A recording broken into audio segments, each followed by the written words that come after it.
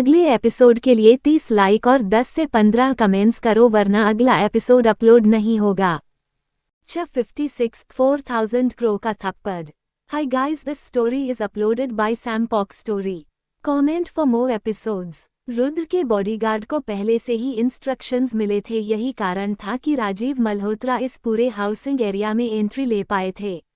मल्होत्रा का सेक्रेटरी आरव गाड़ी से उतर करके उनके लिए गेट खोलते हैं। दूसरी तरफ का दरवाजा खोल करके आकृति बाहर निकलती है। राजीव मल्होत्रा सब एक इशारा आरव की तरफ करते हैं और उनके पीछे मौजूद गाड़ी में से 6 बॉडीगार्ड्स बाहर निकलते हैं और एक टेम्पररी प्रेस कॉन्फ्रेंस के लिए सेटअप रेडी करते हैं। इसके साथ आरव उसे हाउसिंग एरिया की सीडीओ की तरफ बढ़ता है ताकि वह ईशान और रोशनी को नीचे बुला सके, लेकिन इससे पहले कि वह ऊपर जा पाता कार्तिक के द्वारा इंस्ट्रक्ट किए गए 2 बॉडीगार्ड पहरा दे रहे होते हैं उसे रोक देते। एक्सक्यूज मी सर, सबसे पहले आप मुझे अपना कोई आइडेंटिफिकेशन दिखाइए। ये बात सुन करके आरव कुछ सेकंड के लिए तो एकदम हैरान रह जाता है। मल्होत्रा इंडस्ट्रीज का इंडिया में जितना रुतबा था उसके कारण उसे इंडस्ट्रीज के अध्यक्ष का पर्सनल सेक्रेटरी होने के नाते कई सारी जगह पर उसे स्पेशल ट्रीटमेंट मिला था और पिछले 2 सालों से जब से सिंघानिया कॉर्पोरेशन के साथ वह बिजनेस डील साइन हुई थी और उनके बीच एक डायरेक्ट कोऑर्डिनेशन बांधा था, तब से तो मल्होत्रा इंडस्ट्रीज का रुतबा और भी ज्यादा बढ़ गया था और यही कारण था कि किसी की भी हिम्मत नहीं होती थी उसे इस तरह से बात करने की। और आज पहली बार इतने सालों में इस तरह से रोके जाने के बाद आरव थोड़ा चिढ़ जाता है और कहता है, मुझे नहीं लगता कि मुझे आपको अपनी आइडेंटिफिकेशन शो करने की कोई जरूरत है। आपके जो बस है वो मेरे सर के दामाद है और मल्होत्रा इंडस्ट्रीज और सिंघानिया कॉर्पोरेशन के बीच में जितने भी आज तक प्रोजेक्ट्स हुए हैं उसके बारे में दुनिया में सबको पता है। और क्योंकि मैं उनका स्पेशल सेक्रेटरी हूँ इसलिए मुझे कहीं पर भी जाने या आने की परमिशन लेने की जरूरत नहीं है, खास करके कुछ छोटे बॉडीगार्ड से तो बिल्कुल भी नहीं। ये सुनकर के वह दोनों बॉडीगार्ड से एक दूसरे की तरफ देखते हैं। अचानक से पहले वाले बॉडीगार्ड के कान में जो ईयरपीस था उसमें कोई कुछ कहता है, जिसे सुनने के बाद वह दोनों एक दूसरे की तरफ देखते हैं और फिर वह दोनों अपने अपने बैटर निकलते हैं और उन्हें लेकर खड़े हो जाते। Hi guys, this story is uploaded by Sam Pock Story. Comment for more episodes. और इस बार एकदम सख्त आवाज, आज तक हमने किसी भी न्यूज़ मीडिया आउटलेट्स में नहीं पढ़ा कि रुद्र सर की शादी किसी भी मल्होत्रा की फैमिली मेंबर से हुई है। और जहां तक बात रही आइडेंटिफिकेशन की तो वह तो आपको दिखाना ही होगा, नहीं तो चले जाइए यहाँ से। ये देख करके आरव अपने दांत पीसने लगता है और आगे कुछ कहने वाला होता है, कितने में आकृति वहां पर आ जाती है और कहती है, आरव तुम रहने दो, मैं जाकर उन दोनों को बुला लूंगी। आकृति की आवाज सुनकर आरव जो भी कहने वाला होता है उसे नहीं कहता और एक तरफ होकर खड़े हो जाता है और आकृति को आगे बढ़ाने के लिए कहता है। आकृति आगे बढ़ाने वाली होती है कि एक बार फिर से वह दोनों बॉडीगार्ड अपने अपने हाथ आगे करके से रोक देते हैं। इस समय कई सारे मीडिया आउटलेट्स वाले ये सारी चीज़ देख रहे होते हैं, इनमें कई तो एंटरटेनमेंट इंडस्ट्रीज के न्यूज रिपोर्टर्स भी होते हैं। आकृति की फैन फॉलोइंग कितनी अच्छी होती है और उसने अभी पिछले साल ही न्यू कमर अवार्ड जीता होता है और हाल ही में उसने रुद्र के लिए अपनी फीलिंग्स जो ओपनली एडमिट की होती है। उसके बाद रुद्रा के सुबह वाले इंटरव्यू की वजह से कई सारे लोग जानना चाहते हैं कि आखिर इन दोनों के रिलेशनशिप की सच्चाई क्या है। और जब राजीव मल्होत्रा ने ओपनली इनविटेशन दिया तो फिर इतना अच्छा मौका हाथ से कोई जाने थोड़ी ना देखा। वैसे भी जितने लोग मीडिया में काम करते हो ना अच्छे से पता होता है कि कौन सी न्यूज़ ज़्यादा जल्दी रफ्तार पकड़ती है और किस न्यूज़ को ट्रैवल करने में टाइम लगता है। इस तरह की कोई जितनी जल्दी हो सके उतनी जल्दी से पब्लिश कर देना चाहिए बिना किसी प्रॉपर अरेंजमेंट के भी। वह लोग अपने कैमरा निकाल करके सामने हो रही चीज़ों को रिकॉर्ड कर रहे होते हैं और फोटो क्लिक कर रहे होते हैं। दूसरी तरफ आकृति जिसने ये सब अरेंज करवाया होता है ताकि आज जो धमाका होने वाला है उसके बारे में सारी दुनिया को पता चल सके, इस समय थोड़ी फर्स्ट सी जाती है। अभी अभी हुई आरव के साथ वाली बात उसने अच्छे से सुनी होती है और उसे पता होता है कि पक्का ये सारे इंस्ट्रक्शंस डायरेक्टली रुद्र के रूम से ही आ रहे हैं। रुद्र की प्रोटेक्टिव बिहेवियर को देख करके आकृति अपने दांत पीसने लगती है और सोचती है, मेरे समझ नहीं आता कि हमेशा से रोशनी को एक इरिटेशन समझने वाला रुद्र उसके लिए इतना प्रोटेक्टिव क्यों फील कर रहा है। अंदर से आकृति चाहे जो भी कुछ सोच रही हो लेकिन बाहर से वो कुछ भी नहीं दिखाई। उसके दिमाग में क्या चल रहा है वो तुरंत अपने बोल हल्के से पीछे करती है और अपना सर हल्के से झुककर सामने खड़े बॉडीगार्ड को देखते हुए हल्की आवाज में कहती है, ठीक है फिर अब अगर इतना सब होने के बाद भी वह मुझे पहचाना नहीं चाहते थे, इट्स टोटली ओके। वैसे तो उसने यह बात आराम से गई थी लेकिन जिस तरह के एक्सप्रेशन को शो कर रही थी उसे ऐसा लग रहा था जैसे रुद्र उनके बीच का रिश्ता निकालने की कोशिश कर रहा है। बॉडीगार्ड के कोर्ट में लगे माइक्रोफोन से यह सारी बातें सुन रहा कार्तिक अपने दोनों दांत पिसता है और ईशान की तरफ घूम कर कहता है, यार तेरी बहन कितनी कमीनी है, वो तो इस तरह से शो कर रही है जैसे कि रुद्र ने उसे धोखा दिया है। ये सुनकर के सोफे पर बैठा ईशान अपना सिर्फ पीछे करते हुए कार्तिक की तरफ घिन भरी नजरों से देखकर कहता है, मेरी माँ उसकी माँ नहीं है जो मेरी बहन होगी, ऐसे आते जाते किसी से भी रिश्ता बना देते हो तुमने, इसीलिए मैंने तेरे से बात करना बंद कर दिया था।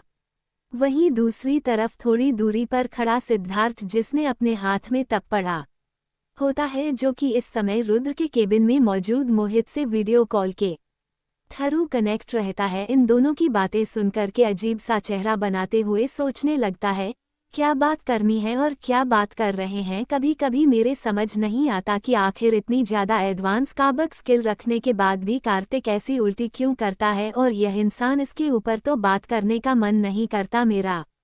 इसके बाद वह इधर उधर घूमकर देखता है और वही सामने मौजूद उसे खिड़की के पास खड़े रुद्र को बाहर देखते हुए देखा है। कार्तिक और ईशान की बातों को इग्नोर करते हुए रुद्र के पास जाता है और उसे देखने लगता है, फिर बड़ी हिम्मत जुटा करके पूछता है, रुद्र मुझे पता है तुम इस समय थोड़ा गुस्से में हो लेकिन आखिर एग्जैक्टली तुम्हारा प्लान क्या है, आई मीन सिचुएशन तो काफ़ी क्रिटिकल है ना। उसके इतना कहते ही मोहित के हाथ जो कि कंटिन्यूअस कीबोर्ड पर काम कर रहे थे वो रुक जाते हैं और वह भी फुल अटेंशन के साथ रुद्र की बातें सुनने लगता है। जो भी हादसा हुआ था उसमें सबसे ज़्यादा डैमेज तो उसे हुई थी क्योंकि उसकी एक प्रॉपर्टी पूरी तरह से टूट के कचरा हो चुकी थी और उसकी बॉडी भी आधी टूटी गई थी और वह अभी भी ऑफिस में बैठकर काम कर रहा था और रुद्र ने भी उसे स्पेशली वीडियो कॉल पर रखा था ताकि वह जब तक उसको दिया हुआ काम खत्म ना हो तब तक एक सेकंड के लिए सांस लेने की भी हिम्मत ना कर सके। उसे इस प्लान का 50% पता था लेकिन वो 50% कहीं पर भी जाकर खत्म नहीं होता था, इसलिए उससे भी जाना था कि आखिर बात क्या है। रुद्र अपना चेहरा हल्का सा घूम करके सिद्धार्थ की तरफ देखा है और कहता है, तुम्हें पता है अपने दुश्मन को पकड़ने के लिए उसकी सबसे बड़ी कमजोरी पर हमला करना चाहिए। ये सुनकर के दोनों मोहित और सिद्धार्थ एक ही बात सोचते हैं। एक बात तो लगभग सबको ही पता है, सिंपल आइडियोलॉजी है। हाय guys, this story is uploaded by Sam पॉक story. Comment for more episodes. लेकिन फिर रुद्र अपने हाथ उठा करके अपने बालों में फिरता है और कहता है, लेकिन हमें हमेशा एक बात याद रखनी चाहिए कि जिसकी कमजोरी को हम लोग पकड़ रहे हैं क्या वह सच में कमजोरी है। मल्होत्रा को हमेशा लगता था कि मेरी कमजोरी रोशनी और मेरी शादी है या फिर मेरी इंडस्ट्री है, लेकिन डैम। इतना कहकर के रुद्र अपना चेहरा आसमान की तरफ करते हुए कहता है, लेकिन मेरे को ना इन सब से घंटा फर्क नहीं पड़ता, यह इंडस्ट्री रहे ना रहे खत्म हो जाए, I don't care. In fact मुझे तो कभी इंडस्ट्री संभाल नहीं थी, ये तो मेरे रिस्पॉन्सिबिलिटी और प्रायोरिटी में नहीं था। लेकिन फिर भी इसका यह मतलब नहीं है कि कोई भी आकर मुझे फोर्स कर सके, इसीलिए आज के आज मैं उसे मल्होत्रा की सबसे प्यारी चीज़ कौन से छीन लूँगा।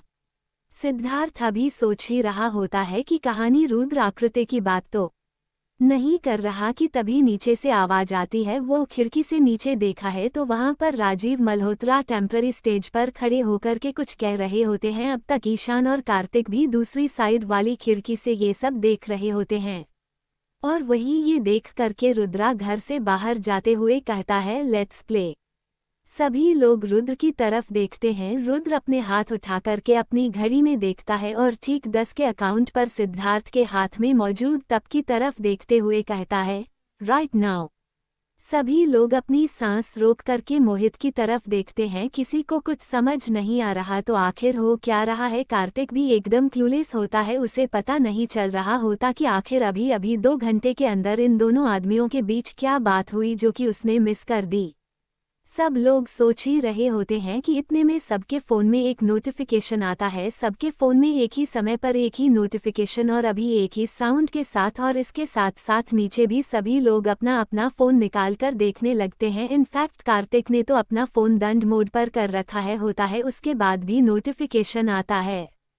कार्तिक अपना फ़ोन निकाल करके जब उसे नोटिफिकेशन को देखा है तो देख करके इतना हैरान रह जाता है कि उसके हाथ से फ़ोन छूट करके ज़मीन पर गिर जाता है। ये क्या है? वहीं नीचे स्टेज पर खड़े होकर के एक ओपन अनाउंसमेंट करते हुए राजीव जी सामने मौजूद लोगों को देखते हुए कहते हैं, आज मैंने आप सब लोगों को यहाँ पर इसीलिए बुलाया है क्योंकि मुझे आप सब से यह बात शेयर करनी थी।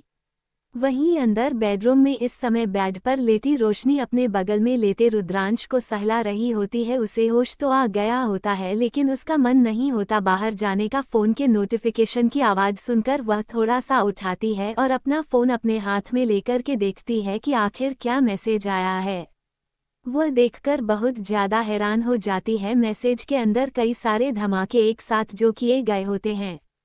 सबसे पहले तो सिंघानिया एस नाम मल्होत्रा के ऊपर कैसे किया होता है, वो भी कोई छोटा मोटा कैसे, पूरे 4000 करोड़ का केस और उनके बीच हुए सारे प्रोडक्शन के जितने भी कॉन्ट्रैक्ट होते हैं उन्हें एक साथ बंद करने का डिसीजन लिया होता है on the basis of corruption, infiltration और डिस्टर्बमेंट इन कॉन्ट्रैक्ट। इतने सारे एलिगेशंस को प्रूव करने के तौर पर एक सीसीटीवी फुटेज अटैक की गई होती है जिसमें कि दिखाया गया होता है कि किस तरह से फैक्ट्री मैनेजर ने अपने वर्कर्स को मटेरियल्स के साथ छेड़छाड़ करने की हिदायत दी होती है।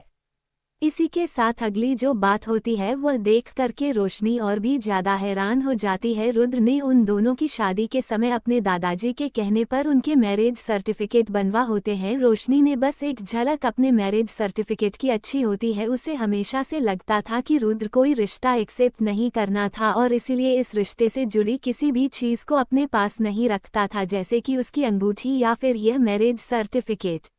लेकिन इस बात तो रुद्र ने आकृति के चेहरे पर इस मैरिज सर्टिफिकेट जो थप्पड़ मारा होता है उसे देख करके रोशनी का मन डांस करने का कर रहा होता है। वह जल्दी से इस पोस्ट के नीचे की कमेंट देख रही होती है। बाप रे बाप, 4000 करोड़ का चुना उद्धरण चिन्ह। अरे 4000 करोड़ क्यों देख रहे हो, ये देखो कि कितने सारे कंट्रास्ट को बंद कर दिया गया है। रातों रात इतने सारे पैसों का लॉस, मल्होत्रा इंडस्ट्रीज तो कंगाल हो जाएगी।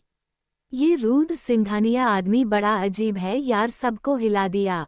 अरे पता है मेरे में तो अचानक से नोटिफिकेशन आया एक दूसरी रिंगटोन का, मैं तो हैरान रह गया। बाद में मुझे पता चला कि इन्होंने सैटेलाइट के थ्रू इस समय जितने भी लोगों ने सिंघानिया इंडस्ट्रीज का कोई भी प्रोडक्ट कभी भी खरीदा था उनके नंबर पर यह मैसेज भेजा है। खरीदा था भाई, पिछले साल हुए सेंटर गवर्नमेंट के कॉन्ट्रैक्ट के बाद तो इस समय इंडिया में ऐसा कोई बचा ही नहीं होगा जैसे इनकी सर्विस इस्तेमाल ना की हो। मेरे समझ नहीं आता क्या आखिर राजीव मल्होत्रा सोच क्या रहा था। यही तो टाइम था जब उसे सिंघानिया के पैरों में गिर करके उनके साथ इस तरह से चिपक जाना चाहिए था ताकि वह लोग कभी अलग ना हो पाए, और इसी टाइम पर उसने रुद्र सिंघानिया को टीच करने की कोशिश की। वहीं रोशनी जब उसे पोस्ट को रिफ्रेश करती है तो एकदम ऊपर वाला कमेंट पढ़ती है जिसमें लिखा होता है, अरे तुम सब इस पोस्ट पर डिस्कशन मत करो, जाकर राजीव मल्होत्रा की लाइव इंटरव्यू को देखो, वह आदमी काफ़ी बुरी तरह से फंस चुका है।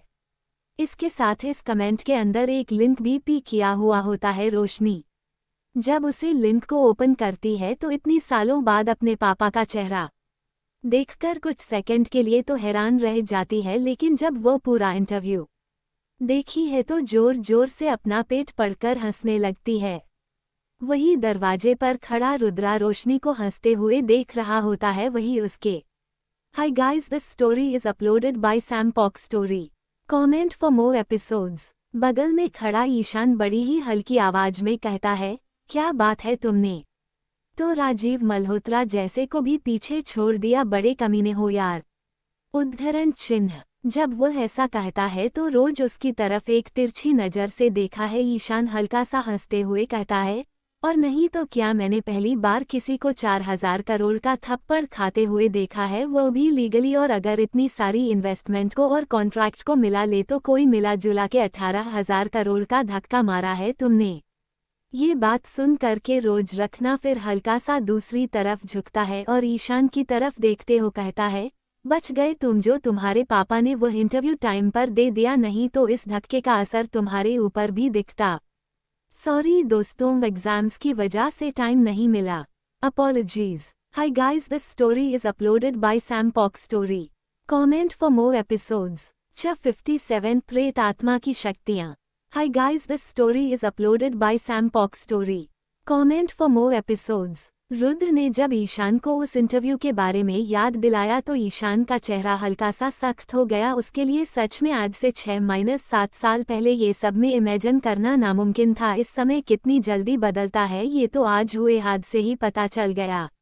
अपनी आंखें अपनी बहन की तरफ रखते हुए ईशान एकदम गहरी आवाज में कहता है, यार मेरे समझ नहीं आ रहा कि तूने ये सब क्यों किया, लेकिन अगर तो सच में कुछ बदलना चाहता है तो आई होप कि तो मेरी बहन का ध्यान रखेगा। तू जैसे पत्थर की मूर्ति से प्यार करके मेरी बहन ने जितने दुख रहे हैं उसकी तो कल्पना भी नहीं कर सकता। इतना कहकर के ईशान रुद्र की तरफ बच्चों जैसे मुंह बनाते हैं और कहता है, वैसे भी अगर यह सब करके तुम सोच रहे हो रुद्र की हमारी दोस्ती पहले जैसी हो जाएगी तो ऐसा भूल जाओ, मैं तुम्हें कभी माफ नहीं करूंगा। ईशान की बच्चों जैसी हरकतें देख करके और रोशनी को मुस्कुराते हुए देख करके रुद्रा गहरी सोच में पड़ जाता है। दूसरी तरफ मल्होत्रा मेंशन के अंदर लिविंग रूम में बैठे बैठे और फ्लावर वास तोड़कर आकृति जोर जोर से रोने लगती है। अपनी बेटी को इस तरह से रोता हुआ देखकर करके मोहिनी अपनी बेटी के कंधे को हल्का सा सहलाती है और कहती है, शांत हो जा बेटा, कब तक रोएगी, पूरा चेहरा लाल हो गया है तेरा, कुछ तो अपना ख्याल कर। आकृति सामने रख आईपैड पर चल रही न्यूज़ की तरह इशारा करते हुए कहती है, रो नहीं तो क्या करूं, मेरा इतने साल पुराना सपना चकनाचूर हो गया। सबकी नज़रों के सामने रुद्र ने उसे रोशनी को अपनी पत्नी बता दिया। आप ही बताए, इस समय से तो आज तक कभी रुद्र ने उस रोशनी को एक नज़र देखा तक नहीं। उनका वह बेटा भी एक्सीडेंटल था, फिर आखिर क्यों उसे रोशनी का नाम रुद्रा ने सबके सामने लिया अपनी पत्नी के तौर पर, उसके लिए उसके बिजनेस कंट्रास्ट भी तोड़ दिए। समझ नहीं आता आखिर क्या है उसे लड़की में, उसका सब कुछ छीने के बाद भी जो चीज़ मुझे सबसे ज़्यादा चाहिए, जिसे मैं पिछले 3 साल से इंतजार कर रही हूँ, वह मुझे नहीं मिल रहा। मुझे रुद्र सिंघानिया चाहिए। अपनी बेटी की बातों को मोहिनी परेशानी के साथ अपने सामने बैठे राजीव को देखते हैं और कहती है, ये सब आज जो भी कुछ हुआ है उसके लिए हमें कोई ना कोई तरीका ढूंढना पड़ेगा, क्योंकि अगर रुद्र ने हमसे सारे कनेक्शन तो लिए तो बाकी लोग भी, आप समझ रहे ना मैं क्या कह रही हूँ। सिंगल सीटर सोफा पर बैठे राजीव मल्होत्रा बीते हुए 3 घंटे के बारे में सोच रहे होते हैं। उन्हें कभी लगा नहीं था कि रुद्र उनकी इतनी सालों की गई प्लानिंग पर पानी फेर देगा। हाथ से कई साल पहले जब रुद्र ने पहले बार इस बिजनेस वर्ल्ड में कदम रखा था और फाइनेंशियल लॉस में डूबती हुई सिंघानिया इंडस्ट्रीज के सबोर्डिनेट कंपनी को संभालने का बेड़ा उठाया था, तब किसने सोचा था कि सिर्फ 1 साल के अंदर रुद्रा सारी दुनिया को हिलाकर रख देगा। उसे टाइम उसे भी यकीन नहीं था, इसीलिए वह आकृति की शादी रुद्रा से करने में झिझक रहा था और रुद्र के दादाजी भी रोशनी की शादी उसे करने पर अड़े हुए थे, इसीलिए ना चाहते हुए भी रोशनी और रुद्रा की शादी हो गई। रुद्र जिसे बिजनेस वर्ल्ड के बारे में ज़्यादा कुछ पता नहीं था, उसने उसे समय मल्होत्रा इंडस्ट्रीज कॉन्ट्रैक्ट साइन करने के लिए कोलैबोरेशन को अपनी मंजूरी दे दी थी। राजीव को रुद्र के ऊपर पूरा कंट्रोल चाहिए था। रोशनी की सुंदरता और उसका रुद्र के लिए पागलपन की सीमा पर खड़ा प्यार एक न एक दिन पत्थर का दिल रखने वाले रुद्र को पिघला ही देगा। ये सोच करके कि अगर रुद्र पर लगाम नहीं लगाई गई तो फिर वह आगे चलकर मुसीबत खड़ी कर सकता है। उसकी कंपनी में मोहिनी के प्लानिंग के हिसाब से 2 एम्प्लॉइज को पैक किया गया था। उसे समय की लॉन्च की गई प्रोडक्ट्स की ब्रांड के अंदर बना रहे नए तरह के स्नैक्स और जूस के अंदर इलीगल केमिकल मिला करके कई सारी प्रोडक्ट्स को लॉन्च किया गया था। क्योंकि यह प्रोडक्ट ज़्यादा बिका नहीं, इसलिए मामला तो ठंडा हो गया, लेकिन उसे चीज़ की एविडेंस अभी भी राजीव के हाथों में थी, जिसका इस्तेमाल करके उसने रुद्र को पिछले 3 साल से रोशनी से दूर रहने के लिए फोर्स किया था, उसे मजबूर किया था ताकि वह ईशान की कोई हेल्प ना कर सके। मल्होत्रा इंडस्ट्रीज को क्लेम करते वक्त और रुद्र को भी अपना बिजनेस नई नवेली पत्नी बनी रोशनी से ज़्यादा प्यार था। हाय guys, this story is uploaded by Sam पॉक story. Comment for more episodes. उसने कभी नहीं सोचा था कि 3 सालों के बीच रुद्रा अमेरिका में रहकर भी इंडियन फाइनेंशियल चेन पर इतनी अच्छी तरह से कब्जा कर लेगा। उसके साथ प्रोजेक्ट करके मल्होत्रा इंडस्ट्रीज को भी काफी ज्यादा फायदा हुआ था। उसने सोच रखा था कि जब रुद्र वापस आएगा तब वो उसे फोर्स करके आकृति से शादी करने पर मजबूर कर देगा, लेकिन जैसा उसने सोचा उसका बिल्कुल उल्टा हो गया। रुद्र वापस आ गया और रोशनी प्रेग्नेंट हो गई, और तो और एक्सीडेंट के बाद भी वह बच गई और उसका बच्चा हुआ। इतने सालों से की गई परफेक्ट प्लानिंग का क्या फायदा हुआ? आज उसने प्रेस कॉन्फ्रेंस की सबके सामने रोशनी और ईशान को परमानेंटली परिवार और कंपनी से निकालने का फैसला किया और आकृति को इतनी बड़ी कंपनी का सोलोना बनाया। लेकिन इससे पहले कि उसका इंटरव्यू खत्म हो, पता सबके फोन में वह मैसेज आ गए, वीडियो फुटेज, एविडेंस सब एक साथ। उसकी कही गई बात एकदम बेकार हो गई, क्योंकि अब अपने आप को मल्होत्रा इंडस्ट्री तो खुद स्टेबल नहीं कर पा रही, तो फिर एक खोखली कंपनी के मालकिन बनकर भी आकृति क्या ही कर लेगी। इसके साथ साथ रुद्रा ने सबके सामने रोशनी को अपनी पत्नी मान ही लिया है, तो अब वह जाकर भी कुछ नहीं कर सकता। कंटिन्यूअस आकृति के रोने को सुन करके राजीव सामने रख कॉफी टेबल पर कस के मारते हैं और आकृति को एक तिरछी नज़र से देखते हुए कहते हैं, शांत हो जाओ, तुम्हें दिखाई नहीं देता कि हम लोग इस समय कितनी बड़ी प्रॉब्लम में फंसे हैं? अगर कंपनी टेबल नहीं होती है तो जो इतने ऐसे आराम से तुम दोनों रह रही हो उसे तो तुम भूल ही जाओ, फिर से इस चौल में जाकर रहना है क्या? उद्धरण चिन्ह। इतना कहकर के राजीव अपनी जगह से उठ करके अपने कमरे की तरफ चले जाते हैं। सोफे पर बैठे बैठे अब तक अपने पापा की बातों से डर चुकी आकृति घूम करके अपनी माँ की तरफ देखती और कहती है, माँ कहीं सच में हमें वापस? उसे बीच में ही ठोकते हुए मोहिनी एकदम गहरी नज़रों के साथ कहती है, चिंता मत करो, तुम बस अपनी माँ पर भरोसा रखो, ऐसा मैं बिल्कुल होने नहीं दूंगी। आज से कई साल पहले वह औरत मुझसे लड़ी थी, लेकिन आज देखो। इतना का करके मोहिनी अपने पैरों से जमीन पर थपथपाते हुए कहती है, 6 फीट जमीन के नीचे गड़ी हुई है। अब क्योंकि उसके बच्चों ने मेरी बेटी से टक्कर लेने के बारे में सोचा है, तो फिर वह दोनों कैसे बच सकते हैं? शरीर का एक एक खून कतरा निकाल दूंगी, मैं छोड़ने वाली नहीं हूँ। वही मल्होत्रा मेंशन से 20 किलोमीटर दूर टूटे फूटे अपार्टमेंट में रुद्र के रिनोवेटेड फ्लैट में बेड पर लेटी रोशनी की आंखें बिल्कुल काली हो जाती, मानो जैसे उसने मोहिनी की बातें सुन ली हो। उसके हाथों में मौजूद वो अंगूठी चमकने लगती है और इसके साथ उसकी स्क्रीन का रंग लगभग ट्रांसपेरेंट हो जाता है और एक अजीब से मुस्कान के साथ रोशनी लगभग 10 लोगों की आवाज में मानो एक साथ कह रही हो, मेरे खून का कटरा निकालोगी? मैं वह हूँ जिसकी रगों में खून नहीं नफरत बहती है, जिसका कोई शेर नहीं है, जो जिंदा ही नहीं है, तो तुम मुझे क्या मरोगी? हाँ, अगर तुमने किसी और को छूने की कोशिश भी की तो मैं दिखाऊंगी तुम्हें कि प्रेत आत्मा की शक्तियाँ क्या होती है। हाय guys, this story is uploaded by Sam पॉक story. Comment for more episodes. Chapter 58 लाल मिट्टी का शैतान। हाय guys, this story is uploaded by Sam पॉक story. Comment for more episodes. Singhania mention के अंदर स्टडी रूम में अपने सामने बैठे अपने पोते को गौर से देख रहे हैं। रुद्रा के दादाजी गुस्से से चिल्लाते हुए कहती है, तूने मुझे पहले क्यों नहीं बताया उस राजीव के किए गए कांड के बारे में? अगर मुझे पहले पता होता ना तो मैं उसी दिन उसके घर जाकर उसे छठी का दूध दिया दिल देता। अपने दादाजी को हमेशा की तरह गुस्से से उछलता हुआ देख करके रुद्र को कभी कभी समझ नहीं आता है कि क्या हो गई है उसकी जिंदगी। उसके पास पहले से ही एक बेटा है, उसके बाद भी उसे अपने 2 नालायक भाई बहनों और लगभग 70 साल की उम्र वाले दादाजी को बेबी सीट करना पड़ता है। अपने दादाजी को समझने की कोशिश करते हुए रुद्र इससे पहले कि कुछ कह पाता उसके दादाजी से बीच में ही टोकते हुए कहते हैं, खैर अब उसे बारे में छोड़ो, ये बताओ मेरा परपोता कैसा है और कब घर वापस आने वाली है मेरी पोता बहू? दादाजी की बातें सुनकर के रुद्र अपनी आंखें छोटी करते हुए उनकी तरफ देखा और कहता है, आपको नहीं पता? अपनी चोरी पकड़े जाने पर रुद्र के दादाजी इधर उधर देखते हैं और फिर एकदम धीमी आवाज में कहते हैं, तो फिर मैं क्या करूं? तुम ही बताओ। तुमने पिछले 3 सालों में रोशनी को इतना ज्यादा परेशान किया कि आखिर तुमसे इतना प्यार करने वाली रोशनी भी तुम्हें तलाक देने पर मजबूर हो गई। बेटा उसका एक्सीडेंट हो गया था, तेरा बेटा हुआ था, फिर भी तो उससे मिलने नहीं आया। इतना कह करके एक गहरी सांस लेकर के रुद्रा के दादाजी उसे देखते हैं और कहते हैं, बेटा माना कि मैं ये कह रहा तो रोशनी के साथ बिल्कुल गलत कर रहा है, लेकिन इन सब चीज़ों से पहले ना चाहते हुए भी अपने पोते के बारे मैं ही सोचता हूँ इतने सालों बाद आज तक तूने ही इस परिवार को संभाल के रखा है। तेरे बड़े भाई से तो मुझे कभी उम्मीदें रही ही नहीं।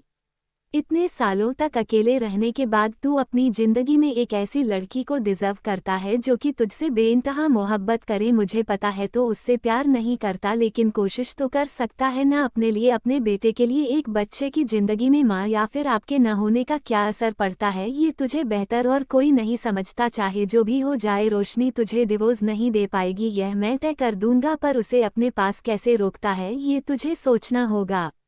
अपने दादाजी की बातों को सो करके रुद्र सच में पड़ जाता है। पिछले कई दिनों से जो वह देख रहा था उसे इस बात का एहसास था कि भले ही पिछले 3 सालों में जो भी कुछ हुआ उसमें सारी गलती उसकी नहीं थी, लेकिन फिर भी इन सब चीज़ों में सबसे ज़्यादा मासूम रोशनी को कितना कुछ सहना पड़ा। मैं सब कुछ ठीक करने की पूरी कोशिश करूंगा। जहां एक तरफ रख रही है सब सो रहा था वही उसे फिर से सोता हुआ देख करके रुद्र के दादाजी उसके सर पर टिप्पणी मारते हुए कहते हैं, अब यहाँ से उठो और चलते बनो, जाओ जाकर मेरे पर पोते का ध्यान रखो। अगर रोशनी को थोड़ी सी भी तकलीफ हुई तो मैं तुम्हें छोड़ने वाला नहीं हूँ। हाय guys, this story is uploaded by Sam पॉक story. Comment for more episodes. Rudra उठ करके मल्होत्रा मेंशन से बाहर आने लगता है। वहीं दूसरी तरफ सीडीओ के पास खड़ा वीर अपने भाई को आते हुए देख करके नाराजगी के साथ दूसरे तरफ मुंह करते हुए कहता है, भैया मुझे तो लगा था क्या आप वापस आएंगे तो आकृति के साथ अपने रिश्ते को सुधारने के बारे में सोचेंगे, लेकिन आप उसे लड़की के साथ रह रहे हैं। आज जो आपने किया उसका कितना बड़ा असर पड़ा होगा आकृति। स्टॉप इट भाभी। रुद्र की बात को सुनकर वीर अपनी आंखें बड़ी करके उसकी तरफ देखने लगता है। आपने क्या कहा अभी? बिना अपने भाई की तरफ एक भी नजर देखे रुद्रा हाल से होते हुए गेट की तरफ जाते हुए कहता है, रोशनी भाभी है तेरी और मेरी पत्नी, उसे कोई कुछ भी कहे इसका मतलब है कि वह रुद्र सिंघानिया पर उंगली उठा रहा है। और ऐसे फालतू की चीजों पर ध्यान देने से अच्छा कि तू अपनी एनिमल रिपोर्ट की तैयारी कर, और अगर प्रॉफिट में 10% से कम इजाफा हुआ तो फिर तू अफ्रीका जाकर के बिजनेस ट्रेनिंग लेने के बारे में सोच सकता है। रुद्रा की बातें सुनकर के वीर खुद को अफ्रीका के मन में कुल्हाड़ी लेकर काम करते हुए सोच भी रहा होता है, यह मेरा भाई गुस्से में मेरा सपना सच भी कर सकता है। अपने भाई को कैसे मानना है, अभी इस बारे में सोच रहे वीर के कानों में एक बार फिर से रुद्र की आवाज पड़ती है, अगली बार से अगर किसी भी मूवी या टीवी शो के अंदर वह औरत मुझे दिखाई दी तो फिर तेरा क्या होगा वह तो खुद समझ लेना। रुद्र की ठंडी नजरों को खुद पर महसूस करके वीर डर के मारे अपना सर हिलाते हुए कहता है, बिल्कुल बिल्कुल आप चिंता मत करिए, जैसा आपने कहा बिल्कुल वैसा ही होने वाला है। रुद्र को वहां से जाता हुआ देख आखिरकार वीर एक राहत की सांस लेता है। आखिर भैया कब से उसे रोशनी को अपनी पत्नी मानने लग गए। रुद्र अपनी गाड़ी में बैठ करके इस समय अपार्टमेंट की तरफ जा रहा होता है। वहीं दूसरी तरफ अपने बैग में रुद्रांश को सुला रही रोशनी के हाथों में मौजूद अंगूठी एक बार फिर से चमकने लगती है। रोशनी तुरंत उठ करके बैठ जाती है और इधर उधर देखने लगती है। एक अजीब से शक्ल रखने वाली प्रेत आत्मा जिसे कि रोशनी ने मोहिनी के ऊपर नजर रखने के लिए छोड़ा हुआ था, उसकी आवाज रोशनी के कानों में आने लगती है। रोशनी ध्यान लगती है और देखते ही देखते हैं उसकी आंखों की चमक गायब हो जाती है। रुद्रांश से दूर होकर रोशनी कमरे के बिल्कुल बीचों बीच जाकर के एक अजीब सी मुद्रा में बैठ जाती है। थोड़ी देर ध्यान लगाने के साथ उसके सामने मौजूद धुंध अचानक से गायब होने लगती है और उस समय अपनी आंखें खोल करके सामने ड्रेसिंग टेबल वाले मिरर पर देखी है तो बिल्कुल हैरान रह जाती है। एक छोटी सी पहाड़ी जैसे किसी जगह पर मौजूद एक कब्र के अंदर काफी। Hi guys, this story is uploaded by Sam पॉक story. Comment for more episodes. तेज हलचल हो रही होती है। इस समय उसे कब्र के सामने एक लाल तेल का दिया अपने हाथों में लेकर खड़ा एक आदमी उसे दिखाई दे रहा होता है और देखते ही देखते एक जोरदार हवा के झोंके के साथ वह दिया बुझ जाता है और उसे कब्र के हलचल इतनी ज्यादा तेज हो जाती है कि ऊपर रखा पत्थर अपने आप हवा में उड़ने लगता है, टुकड़ों में टूट जाता है। रोशनी को कुछ भी समझ नहीं आ रहा होता कि आखिर यह हो क्या रहा है, लेकिन फिर अचानक से वह सब कुछ बदल जाता है और जो चीज़ होती है उसे देख करके रोशनी इतने सालों में पहली बार घबरा जाती है, क्योंकि अपने सामने वह मिरर में रुद्र की गाड़ी के पीछे परछाई में तेजी से रुद्रा की तरफ बढ़ रहे उसे साए को देख रही होती है। मोहिनी ने रुद्र पर हमला किया, वह भी उन काली शक्तियों का इस्तेमाल करके जिनका पृथ्वी पर आना वर्जित है। उसने लाल मिट्टी के शैतान को जगा दिया। आखिर कौन है जो इस मोहिनी की मदद कर रहा है? मुझे रुद्र को बचना ही होगा, मैं मेरे रुद्र को कुछ होने नहीं दे सकती। इतना कहकर रोशनी रुद्रांश को उठाती है और अपने भाई ईशान को थमाते हुए वहां से चल देती है। अपनी बहन को इतनी परेशानी के साथ जाता हुआ देख करके ईशान उसे पीछे से रुकते हुए कहता है, अरे क्या हुआ तुझे, कहाँ जा रही है? मैं भी आता हूँ, रुक। पर उसे सिर्फ रोशनी की आवाज ही सुनाई देती है, मैं रुद्र के पास जा रही हूँ, आप रुद्रांश का ध्यान रखिएगा। क्या रोशनी रुद्र को बचा पाएगी लाल मिट्टी के शैतान से? चैप्टर 59 ताकतवर लाल शैतान। दिल्ली की सड़कों पर इस समय सन्नाटा सा छाया हुआ था। रात के इस समय 1 ही बज रहे थे, फिर भी सड़कों पर ज्यादा लोग दिखाई नहीं दे रहे थे। अपनी स्कूटी पर बैठे बैठे इन सब चीजों को देख रही रोशनी एक झलक आसमान की तरफ देखती है। अजीब सी रंग के काले घने बादल चंद्रमा को कुछ यूं इस तरह से घिरे हुए थे मानो किसी की उम्मीद की किरण को भर के रखा हो। रोशनी को इस समय रुद्र की बहुत ज्यादा चिंता हो रही थी, क्योंकि वह रुद्र को अच्छी तरह से जानत थी। ऐसी सिचुएशंस को फेस करने के लिए वो कभी तैयार नहीं होगा। इन सब चीजों के बीचों बच्चों से वह काल भैरव मंदिर भी याद आ रहा था, जहां पर वो हमेशा अपने आत्मा की मुक्ति के लिए जाया करती थी। सच कहूं तो उसे मुक्ति का रास्ता भी सिर्फ इसलिए मिला था क्योंकि वह सिंघानिया परिवार के मुखिया रुद्र सिंघानिया के पत्नी थी। काल भैरव मंदिर जो जंगल में था उसे भी पंचमहाभूतों के असीम शक्तियों के साथ और लगातार 300 दिन तक चलने वाले रुद्र मंत्र जाप से बनाया गया था। ऐसा माना जाता कि रुद्र के दादाजी की मां एक तांत्रिक थी और इसीलिए जब भी कोई ऐसा संकट आया करता था जिसका अस्तित्व इस दुनिया से कई गुना ज्यादा बड़ा हो, तो फिर सिंघानिया परिवार के लोग उसे संकट से बच जाया करते थे। लेकिन ये सब पहले था उसके साथ जो एक्सीडेंट हुआ, और इतनी समय से जो होते आ रहा था उसके बाद उसे अंदाजा लग गया था कि कहीं ना कहीं भगवान काल भैरव की कृपा वाला जो कंठ घर में स्थापित किया गया था उस पर रोक लगाई गई है। रुद्रा के ऊपर मैंने उसे अदृश्य ऊर्जा को देखा था। इस आदमी के अंदर कुछ तो ऐसा है जो आसपास मौजूद नेगेटिव एनर्जी इसकी तरफ जल्दी अट्रैक्ट होती है, तभी तो इतने समय से मेरे साथ रहने के बाद भी इसे कुछ नहीं हुआ। रुद्राक्ष के साथ भी ऐसा ही है। मुझे जल्द से जल्द रुद्र के पास पहुंचना होगा, लेकिन कैसे? हाय guys, this story is uploaded by Sam पॉक story. Comment for more episodes. Chapter 59 ताकतवर लाल शैतान। Hi guys, this story is uploaded by Sam Pok Story. Comment for more episodes. Delhi की सड़कों पर इस समय सन्नाटा सा छाया हुआ था। रात के इस समय 1 ही बज रहे थे, फिर भी सड़कों पर ज्यादा लोग दिखाई नहीं दे रहे थे। अपनी स्कूटी पर बैठे बैठे इन सब चीजों को देख रही रोशनी एक झलक आसमान की तरफ देखती है। अजीब सी रंग के काले घने बादल चंद्रमा को कुछ यूं इस तरह से घिरे हुए थे मानो किसी की उम्मीद की किरण को भर के रखा हो। रोशनी को इस समय रुद्र की बहुत ज्यादा चिंता हो रही थी, क्योंकि वह रुद्र को अच्छी तरह से जानत थी। ऐसी सिचुएशंस को फेस करने के लिए वो कभी तैयार नहीं होगा। इन सब चीजों के बीचों बच्चों से वह काल भैरव मंदिर भी याद आ रहा था, जहां पर वो हमेशा अपने आत्मा की मुक्ति के लिए जाया करती थी। सच कहूं तो उसे मुक्ति का रास्ता भी सिर्फ इसलिए मिला था क्योंकि वह सिंघानिया परिवार के मुखिया रुद्र सिंघानिया के पत्नी थी। काल भैरव मंदिर जो जंगल में था उसे भी पंचमहाभूतों के असीम शक्तियों के साथ और लगातार 300 दिन तक चलने वाले रुद्र मंत्र जाप से बनाया गया था। ऐसा माना जाता कि रुद्र के दादाजी की मां एक तांत्रिक थी और इसीलिए जब भी कोई ऐसा संकट आया करता था जिसका अस्तित्व इस दुनिया से कई गुना ज्यादा बड़ा हो, तो फिर सिंघानिया परिवार के लोग उसे संकट से बच जाया करते थे। लेकिन ये सब पहले था उसके साथ जो एक्सीडेंट हुआ, और इतनी समय से जो होते आ रहा था उसके बाद उसे अंदाजा लग गया था कि कहीं ना कहीं भगवान काल भैरव की कृपा वाला जो कंठ घर में स्थापित किया गया था उस पर रोक लगाई गई है। रुद्रा के ऊपर मैंने उसे अदृश्य ऊर्जा को देखा था। इस आदमी के अंदर कुछ तो ऐसा है जो आसपास मौजूद नेगेटिव एनर्जी इसकी तरफ जल्दी अट्रैक्ट होती है, तभी तो इतने समय से मेरे साथ रहने के बाद भी इसे कुछ नहीं हुआ। रुद्राक्ष के साथ भी ऐसा ही है। मुझे जल्द से जल्द रुद्र के पास पहुंचना होगा, लेकिन कैसे?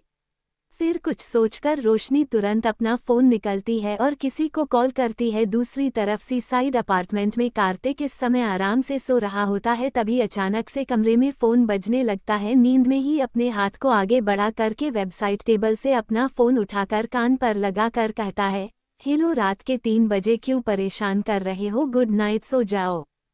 फोन वापस रखकर कार्तिक सोने वाला होता है कि फिर फोन बजने लगता है। बार बार डिस्टर्ब होने के कारण कार्तिक उतर बैठ जाता है और अपना फोन उठा करके सामने कॉल कर रहे इंसान को कुछ बोलने ही वाला होता है कि ये तो मेरा फोन है ही नहीं, मेरा फोन तो स्विच ऑफ, फिर कहाँ से बजा। इधर उधर देखकर उसकी नज़र उसके ही रूम में जमीन पर सो रहे मोहित को देखता है, जिसने अपने कानों में ईयर प्लग लगा के रखा होता है और उसका फोन कब से बजे जा रहा होता है। ये गधा 1 हफ्ते से मेरा अपार्टमेंट में सो रहा है और इतनी बार मना करने के बाद भी आधी रात को मेरे रूम में आ जाता है, इसकी तो। अरे रुको, मैं अपना फोन क्यों फेंका? रुक, तुझे अभी बताता हूँ। अभी अभी मजे से सपने देख रहे हैं। मोहित के चेहरे पर अचानक से जोरदार तकिया का वार होता है और फिर लगातार एक साथ उसके मुंह पर 3-4 तक की गिर जाते हैं, या फिर यूं कहूँ तो फेंक जाते हैं। ऑक्सीजन की सप्लाई रुकने और चेहरे पर तेज दर्द होने के कारण मोहित उठकर बैठ जाता है और डर के मारे इधर उधर देखने। पिछली बार हुए प्रीत आत्मा वाले कांड से वह पहले से ही बहुत डरा हुआ था, इसलिए तो कार्तिक अपार्टमेंट में रह रहा था, यहाँ पर भी कोई आ गया। लेकिन तबीयत के कानों में एक तेज गुस्से से भारी आवाज सुनाई देती है, जिसे सुनकर वह शांत हो जाता है। इधर उधर मत देख गधे, भूतनी नहीं, अपने बगल में रख फोन को उठा। 1 घंटे से बज रहा है वो और मेरे कमरे से बाहर निकल जा। इतना बड़ा घर है, कोई भी कमरे में रहना भाई, मेरे सर पर क्यों बैठ है। कार्तिक की बातों को इग्नोर करते हुए मोहित अपना फोन उठना है, जिसकी स्क्रीन पर इस समय लेडी डॉन फ्लैश कर रहा होता है। जैसा कि मुझे लगा था, आधी रात में सिर्फ 2 ही लोग फोन कर सकते हैं, एक वह जो प्रेत आत्मा से डरते हैं और दूसरा जो प्रेत आत्मा को पकड़ते हैं। पता नहीं अब मेरी पूर्वजों की अम्मा को क्या चाहिए। मोहित की रोनी शक्ल को देखकर कार्तिक उसकी तरफ तिरछी नज़र से देखा है और कहता है, कौन पूर्वजों की अम्मा? मोहित उसकी तरफ देखते हुए कहता है, ए भाई तू चुप रहना, पहले मैं इनसे तो निपट लो। मनोज कहीं का पता नहीं कौन से समय में तुझे अपने घर में रखने के लिए हाँ की थी। वही कार्तिक की बातों को सक्सेसफुल इग्नोर करने के बाद मोहित कॉल उठना है। हेलो रोशनी मैम, अपने आधी रात में कॉल करने का कष्ट क्यों किया? वही रुद्र की चिंता के कारण रोशनी को ऐसा लग रहा मान वो रोड पर उड़कर उसके पास बस किसी तरह से पहुंच जाए, इसीलिए जब मोहित ने कॉल उठा लिया था तब मैं तुझसे नफरत करती हूँ, उसके साथ मजबूरी में हूँ, ऐसे डायलॉग मारने वाली रोशनी घबराई हुई आवाज में कहती है।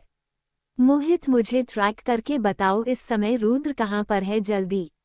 रुद्रा के बारे में सुन करके अभी भी नींद के झुके ले रहा मोहित पूरी तरह से जग जाता है। वहीं दूसरी तरफ कान लगाकर मोहित की बातें सुन रहा कार्तिक भी अलर्ट मोड में आ जाता है। मैं कर तू सिंघानिया मेंशन गए थे अपने दादाजी से मिलने, आप टेंशन मत लीजिए। वह लेकिन मोहित को बीच में रुकते हुए रोशनी कहती है, अरे मोहित, मैंने फोन करके पूछा है, वहां पर मुझे पता चला कि रुद्र अपनी बॉडीगार्ड की टीम को लेकर ही नहीं गया है, यहाँ तक कि बिना किसी को बताए वहां से वह 4 घंटे पहले निकला था। सिंघानिया मेंशन से हमारे अपार्टमेंट की दूरी सिर्फ 1 घंटा है। रुद्र को मैंने कितनी कॉल किया, वह कॉल भी नहीं उठा रहे हैं।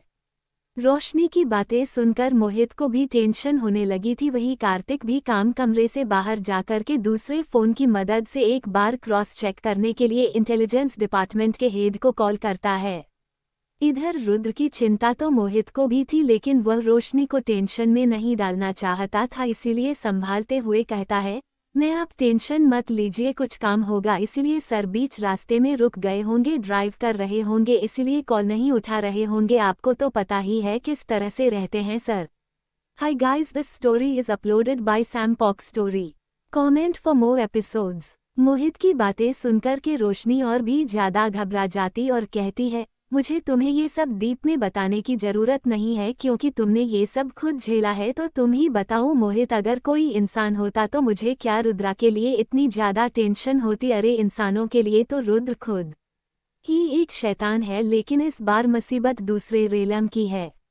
रोशनी की बात सुनकर अब तक शांति से रुद्र की चिंता कर रहा मोहित का दिमाग पूरी तरह से हिल जाता है। उसके बाद में कपकपी दौड़ने लगते हैं। अभी कुछ ही समय पहले तो इतना बड़ा एक्सपीरियंस मिलने के बाद फर्स्ट क्लास की सीट के साथ अस्पताल में बुकिंग कराई थी उसने अपनी, इसीलिए इन सब चीज़ों से वह डर भी गया था और उसे पूरा विश्वास भी हो गया था। घबराहट के मारे मोहित से कुछ बोला भी नहीं जा रहा था, लेकिन रोशनी अगली बात सुन करके वह तुरंत अपने आप को कंबल से लपेट लेता है। और मोहित में जितना पता किया है और जितना मुझे लगता है किया और कोई नहीं, पक्का लाल मिट्टी का शैतानी है, इसीलिए रुद्रा को ट्रैक करो और तुरंत मुझे इन्फॉर्मेशन भेजो। रोशनी के बाद सुनकर के रुद्र को उसे लाल मिट्टी के शैतान से बचाने के लिए लड़खड़ाते कदमों के साथ मोहित डरते डरते स्टडी की तरफ जाता है और अंदर जाकर के अपना लैपटॉप निकाल करके सीधा लिविंग रूम में जहां कार्तिक खड़ा करके बात कर रहा होता है वहां पर भागता है और एक कोने में बैठकर के काम करने लगता है। आज की रात में कार्तिक से गोली की तरह चिपकने वाला हूं, भगवान बस रुद्र को बचा लेना। काफी टाइम तक सर्च करने के बाद भी जब कुछ पता नहीं चलता तो मोहित खुद को सैटेलाइट से कनेक्ट करता है और रुद्र को ट्रैक करने की कोशिश करता है। थोड़ी ही देर में उसे पता चल जाता है कि रुद्रा कहाँ पर है, लेकिन इससे पहले कि वो लोकेशन सेंड कर पाता एरर के साथ उसके लैपटॉप की स्क्रीन ब्लर हो जाती है और वो लैपटॉप अपने आप बंद हो जाता है। लगता है कोई डिफरेंट रेडिएशन की वजह से ये सब हुआ है, कहीं रुद्र सच में उसे लाल शैतान के कब्जे में तो नहीं है।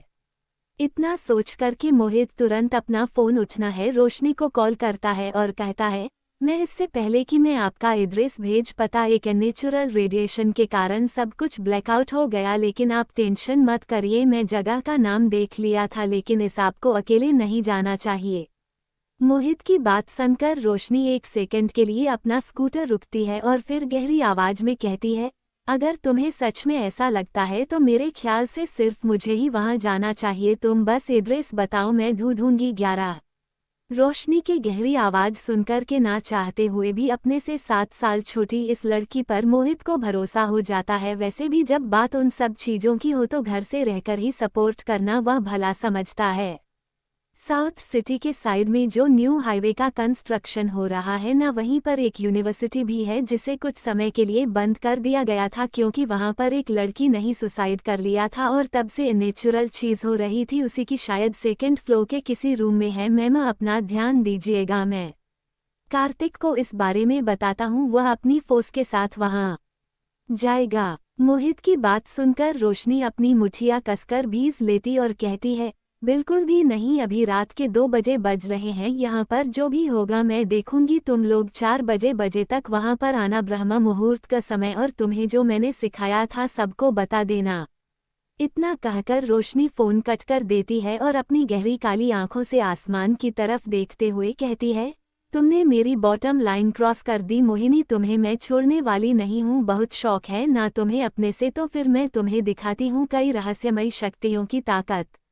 रोशनी अपने आप को गहरी सांस लेकर शांत करती है और एकदम तेज रफ्तार के साथ सुनसान सड़कों पर अपना स्कूटर भागते हुए साउथ सिटी की तरफ चली जाती है। लगभग 1 घंटे का सफर रोशनी आधे घंटे में तय करती है। कुछ ही देर में हाईवे के पीछे वाली उसे बंद की गई यूनिवर्सिटी के गेट के बाहर खड़ी होती है, जहां पर सबसे पहले उसकी नज़र रुद्र की रोल्स रॉयस फैंटम पर जाती है, जिसकी बुलेट प्रूफ खिड़कियां इस समय टूटी हुई थी और दरवाजे अजीब तरह से डिसमेंटल किए गए थे। जल्दी से स्कूटर से उतर के रोशनी गाड़ी को चेक करती है और स्टीयरिंग व्हील पर लगे खून को देखकर हैरान रह जाती है। ये खून कहीं मेरा रुद्र के लिए इतनी समय से दिल के किसी कोने में दबा हुआ रोशनी का प्यार अचानक से आंसू के रूप में उसकी आंखों से बाहर निकालने लगता है। अपने आंसुओं को कसकर पूछते हुए रोशनी खुद को शांत करते हुए कहती है, नहीं रोशनी, इस समय तुम्हें कमजोर नहीं करना है, इतने सालों से तुम स्ट्रगल कर रही हो, अब जब तुम्हें तुम्हारा रुद्र मिला है तो उसे ऐसे तुम हो नहीं सकती और उसे पागल बुढ़िया को तो कभी सक्सेसफुल होने नहीं दे सकती। 11 इतना सोच करके रोशनी बिना एक भी मिनट गवाए सीधा यूनिवर्सिटी की तरफ भागती है, लेकिन जैसे ही वो अपना पहला कदम ग्राउंड पर रखती है, एक जोरदार स्पिरिट फील्ड के कारण लगभग हवा में उड़ते हुए पीछे मौजूद दीवार से जाकर टकरा जाती है। एक लाल धुंध इस समय पूरे ग्राउंड को घेर कर रखती है और कुछ ही देर में देखते ही देखते एक दबी हुई डरावनी आवाज रोशनी के कानों तक पहुंचती है, चली जा, वह मेरा है।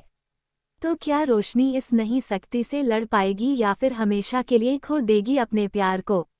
उद्धरण चिन्ह। हाय guys, this story is uploaded by Sam पॉक story. Comment for more episodes. Chapter 59 ताकतवर लाल शैतान। Hi guys, this story is uploaded by Sam Pok Story. Comment for more episodes. Delhi की सड़कों पर इस समय सन्नाटा सा छाया हुआ था। रात के इस समय 1 ही बज रहे थे, फिर भी सड़कों पर ज्यादा लोग दिखाई नहीं दे रहे थे। अपनी स्कूटी पर बैठे बैठे इन सब चीजों को देख रही रोशनी एक झलक आसमान की तरफ देखती है। अजीब सी रंग के काले घने बादल चंद्रमा को कुछ यूं इस तरह से घेरे हुए थे मानो किसी की उम्मीद की किरण को भर के रखा हो। रोशनी को इस समय रुद्र की बहुत ज्यादा चिंता हो रही थी, क्योंकि वह रुद्र को अच्छी तरह से जानत थी। ऐसी सिचुएशंस को फेस करने के लिए वो कभी तैयार नहीं होगा। इन सब चीजों के बीचों बच्चों से वह काल भैरव मंदिर भी याद आ रहा था, जहां पर वह हमेशा अपने आत्मा की मुक्ति के लिए जाया करती थी।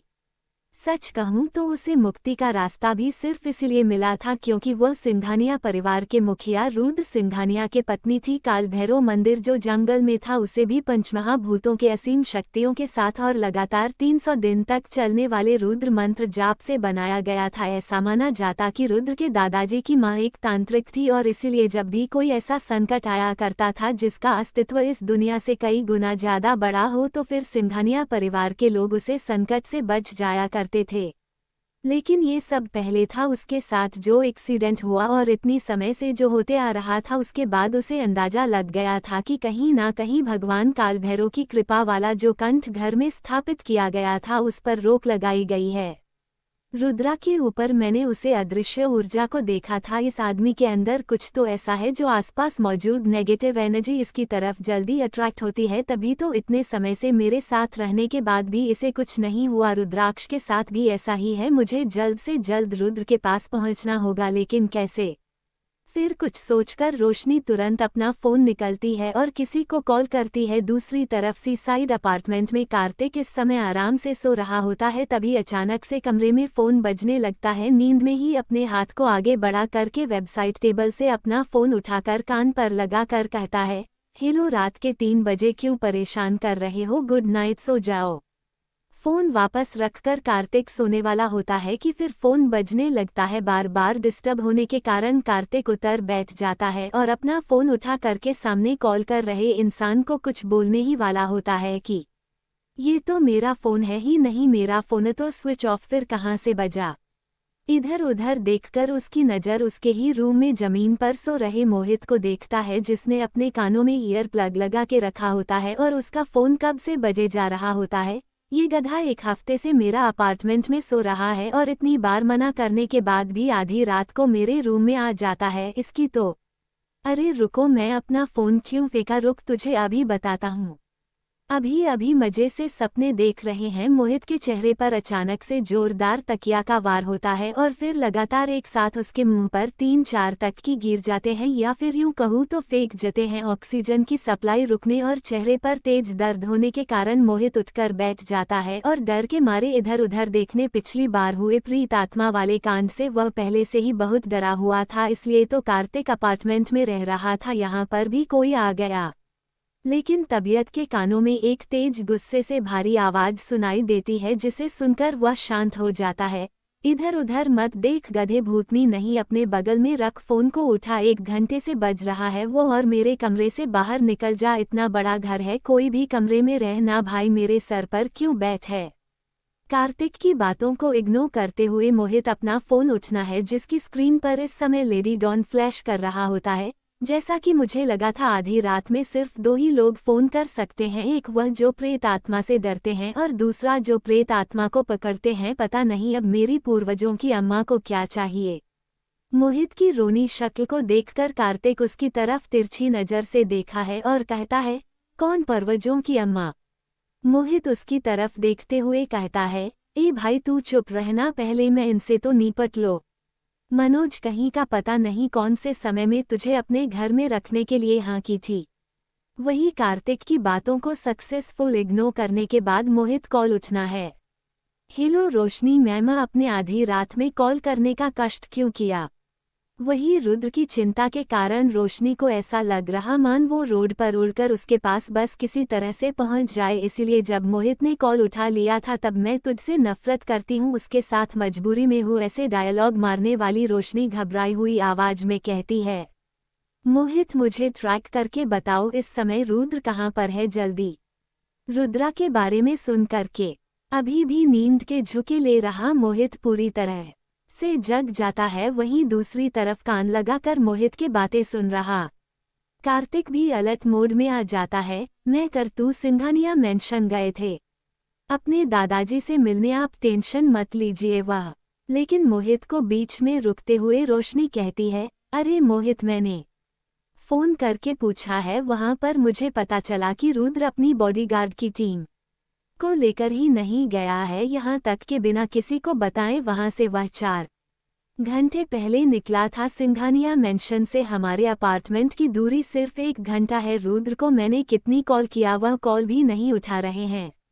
रोशनी की बातें सुनकर मोहित को भी टेंशन होने लगी थी। वही कार्तिक भी काम कमरे से बाहर जाकर के दूसरे फोन की मदद से एक बार क्रॉस चेक करने के लिए इंटेलिजेंस डिपार्टमेंट के हेड को कॉल करता है। इधर रुद्र की चिंता तो मोहित को भी थी, लेकिन वह रोशनी को टेंशन में नहीं डालना चाहता था, इसीलिए संभालते हुए कहता है, मैं आप टेंशन मत लीजिए, कुछ काम होगा इसीलिए सर बीच रास्ते में रुक गए होंगे, ड्राइव कर रहे होंगे इसीलिए कॉल नहीं उठा रहे होंगे, आपको तो पता ही है किस तरह से रहते हैं sir. Hi guys, this story is uploaded by Sam पॉक story. Comment for more episodes. Mohit की बातें सुनकर के रोशनी और भी ज्यादा घबरा जाती और कहती है, मुझे तुम्हें ये सब डीप में बताने की जरूरत नहीं है, क्योंकि तुमने ये सब खुद झेला है, तो तुम ही बताओ मोहित, अगर कोई इंसान होता तो मुझे क्या रुद्रा के लिए इतनी ज्यादा टेंशन होती। अरे इंसानों के लिए तो रुद्र खुद ही एक शैतान है, लेकिन इस बार मुसीबत दूसरे रेलम की है। रोशनी की बात सुनकर अब तक शांति से रुद्र की चिंता कर रहा मोहित का दिमाग पूरी तरह से हिल जाता है। उसके बाद में कपकपी दौड़ने लगते हैं। अभी कुछ ही समय पहले तो इतना बड़ा एक्सपीरियंस मिलने के बाद फर्स्ट क्लास की सीट के साथ अस्पताल में बुकिंग कराई थी उसने अपनी, इसलिए इन सब चीज़ों से वह डर भी गया था और उसे पूरा विश्वास भी हो गया था।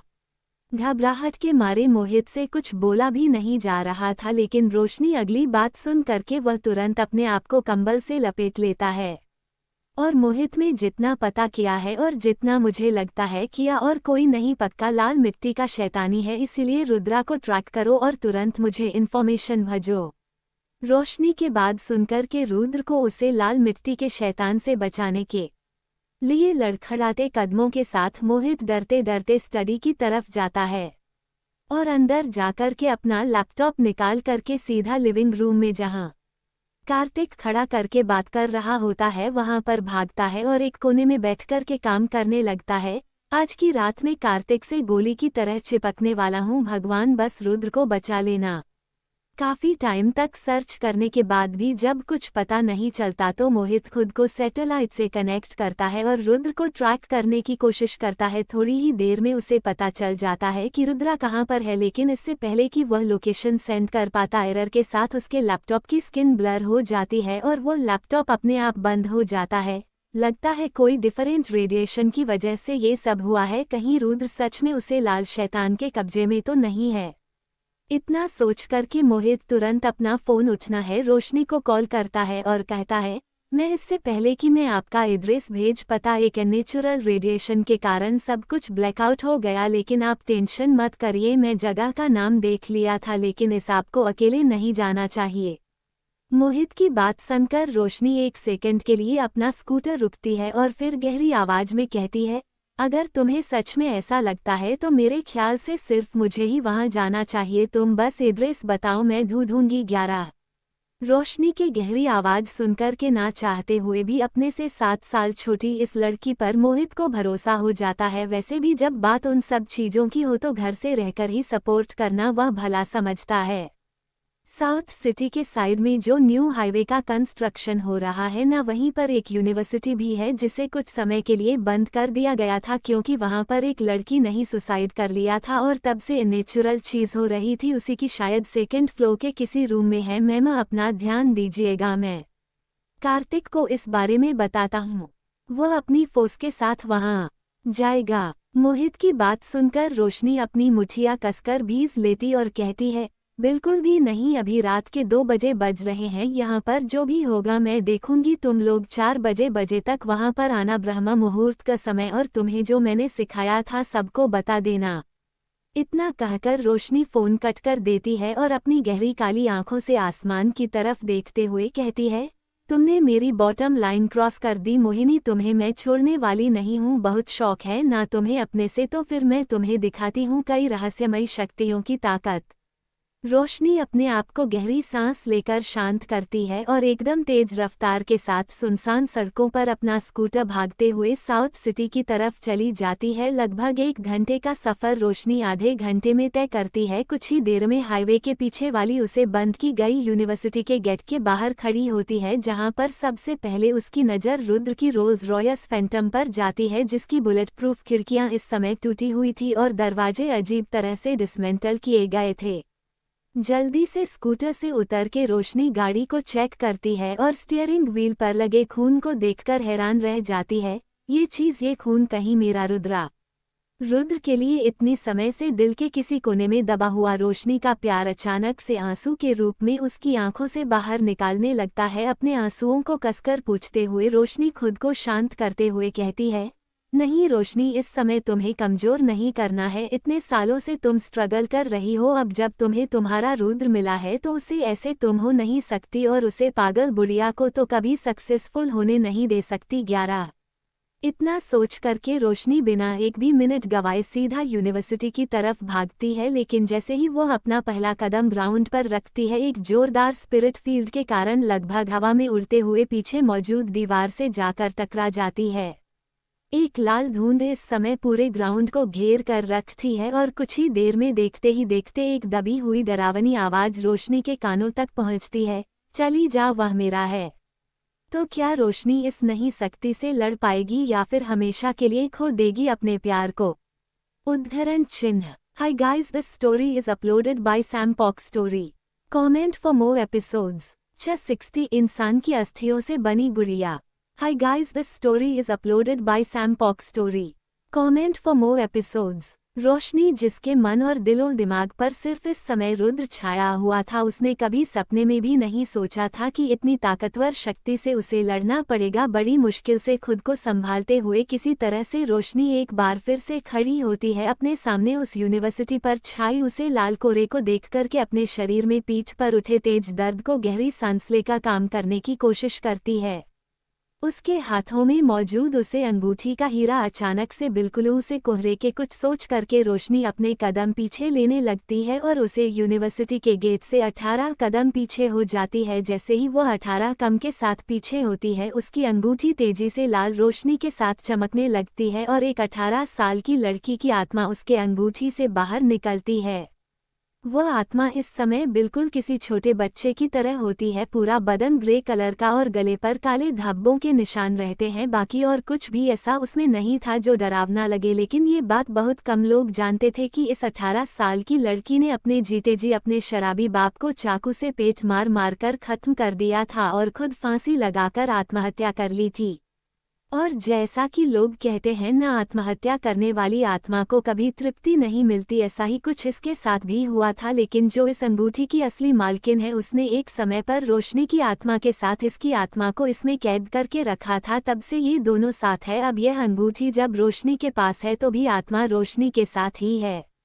उसे आत्मा को देख करके रोशनी एक तिरछी हंसी के कहती है, पता नहीं ध्रुवा किस तरह से उसे औरत को ऐसे लोग मिल ही जाते हैं। रोशनी की बात को सुनकर के ध्रुव थोड़ी सोच में पड़ जाती है और फिर एकदम ठंडी आवाज में कहती है, अंदर जो है उसे बचाना बहुत जरूरी है, क्योंकि इस लाल मिट्टी के शैतान में एक अजीब आत्मा को डाला है। मैं महसूस कर सकती हूँ कोई ऐसा जिसके साथ उसके जीते जी बहुत कुछ हुआ है। ध्रुवा की बात सुनकर के रोशनी सोच में पड़ जाती है। लाल मिट्टी का शैतान, इसके नाम से ही इसके बारे में पता लगाया जा सकता है। लाल मिट्टी असल में और कुछ नहीं बल्कि एक मरे हुए इंसान की हड्डियों की भस्म होती है, जिसमें एक जीवित जीव के खून से एक मिट्टी की गुड़िया बनाई जाती है और जिस इंसान के पीछे उसे छोड़ना था, उसकी कोई चीज उस गुड़िया के साथ लपेटी जाती थी। शैतान इसे इसीलिए कहा जाता था कि जिस इंसान की अस्थियों से यह बनाई जाती थी, उसने अपने जीते जी बहुत सारे ऐसे काम किए थे कि वो कभी उसे पड़ाव तक पहुंच ही ना पाए कि उसे मुक्ति मिले। रोशनी को चुप देख करके ध्रुवा एक और बार उसके इर्द गिर्द हवा में घूमते हुए कहती है, क्या करना है तुम्हें पता है ना? लाल मिट्टी के शैतान जल्दी पीछा छोड़ने नहीं है, लेकिन उनके साथ रहे करके उस इंसान की हो जाती है। रोशनी यह सारी बातें जानती थी। यूनिवर्सिटी की तरफ बड़े ध्यान से देखते हुए रोशनी कहती है, अंदर कोई आदमी नहीं है, मेरा पति है, मेरे बेटे का बाप है। चाहे मैं उसे कितनी ही नफरत करूं लेकिन कोई और उसे छुए या मुझे बर्दाश्त नहीं है। रोशनी की बात सुनकर के ध्रुवा अपने सर को हल्का सा टेढ़ा करती है और बिल्कुल किसी धुंध की तरह वापस उसकी उसे चमकती हुई अंगूठी में, लेकिन उसकी जाते जाते कहीं गई बात मानो उसे जगह पर गूंज रही होती है। तो फिर मिट्टी की गुड़िया को ढूंढो। हाय guys, this story is uploaded by Sam पॉक story. Comment for more episodes. एक लंबी गहरी सांस लेकर के रोशनी अपने अंगूठी की तरफ देखती है और फिर एक एक कदम के साथ यूनिवर्सिटी की तरफ बढ़ते हुए मानव खुद से ही कह रही हो, नहीं, पहले रुद्र को वहां से निकलना होगा, उन्हें अकेला छोड़कर के मैं उस गुड़िया को नहीं ढूंढ सकती। अपना सिर ऊपर करके रोशनी आसमान में देखती है। जितना उसे पता था अभी लगभग रात के 3 बजे बजने वाले, सिर्फ 40 मिनट के अंदर ब्रह्म मुहूर्त का समय शुरू होने वाला होता है। ये वो समय होता है, लेकिन उससे पहले कि यह 40 मिनट असल में सबसे ज़्यादा खतरनाक समय होता है। रात को 1 बजे से लेकर के 3:20 तक का वह समय जब सब तरह की काली शक्तियों की ताकत चरम सीमा पर होती है, जब रात सबसे ज़्यादा काली होती है और सही मायने में वो कालापन किसी के रूह को कँपकँपा देता है। एक बार ब्रह्म मुहूर्त शुरू हो गया तो उसकी शरीर का इंसानी तत्व उसकी काली शक्तियों पर हावी हो जाएगा। हालांकि तब लाल शैतान भी कमजोर हो जाएगा, लेकिन उस समय वह ध्रुव को वहां से निकल नहीं सकती। मुझे जो भी करना है इन्हीं 20 मिनट के अंदर करना है। एक बार दैवीय शक्तियां सूरज की करने के साथ पृथ्वी पर आने लग गई तो फिर मेरे लिए इस शैतान का सामना करना बहुत मुश्किल हो जाएगा। अपनी आंखों को हल्का बंद करके अर्थ मुद्रा में बैठ करके अपने हाथों पर रोशनी जोर से दांतों से कटकर एक गहरा घाव बनती है और उसमें से निकल रहे खून की मदद से अपने इर्द गिर्द एक लाल घेरा बनती है और ध्यान लगाने बैठ जाती है। इस समय वो पूरी यूनिवर्सिटी और उसके ऊपर छाई वह लाल धुंध के ऊपर एक सफ़ेद कोरा मानो किसी दीवार की तरह बन गया हो, ऐसा लग रहा होता है। उसे तरह से बैठे हुए रोशनी को कुछ ही पल हुए होते हैं कि वो एक अजीब सा मंत्र पढ़ने लगती है। ओम ह्रीं क्रीं तारांकिन। उसे जगह सन्नाटे में इस समय वह मंत्र ही गूंज रहा होता है। जैसे जैसे रोशनी के मंत्र पढ़ने की रफ्तार बढ़ रही होती है, तेज हवाओं का रुख पृथ्वी पर होने वाली इस प्राकृतिक आपदा को दर्शा रहा होता है। वही यूनिवर्सिटी से लगभग 40 किलोमीटर दूर एक कब्रिस्तान के अंदर एक मरे हुए इंसान की कॉफिन पर बैठे कई सारी अलग अलग तरह की मालाएं अपने गले में। पहले एक आदमी अपनी आंखें खोलते हुए अपने सामने हाथ जोड़कर बैठी हूँ दोनों औरतों को देख रहा होता है। कोई है जो का फायदा उठा करके उसे आदमी को वहां से हटाने की कोशिश कर रहा है। उसे बाबा की बात सुनकर के मोहिनी घबरा जाती है और कहती है, ऐसा कैसे हो सकता है? आप ही ने तो कहा था कि लाल मिट्टी का शैतान इतना ज्यादा ताकतवर है कि आपका और आपके साथियों के अलावा कोई उसे पर काबू नहीं पा सकता। वो उन तेज हवाओं और आकाश में बदलते उन बादलों को देखते हुए कहता है, मैंने इंसानों की बात की थी, उनकी नहीं की है, जिन्हें प्रकृति ने अपने नियम तोड़कर इस दुनिया में रखा है।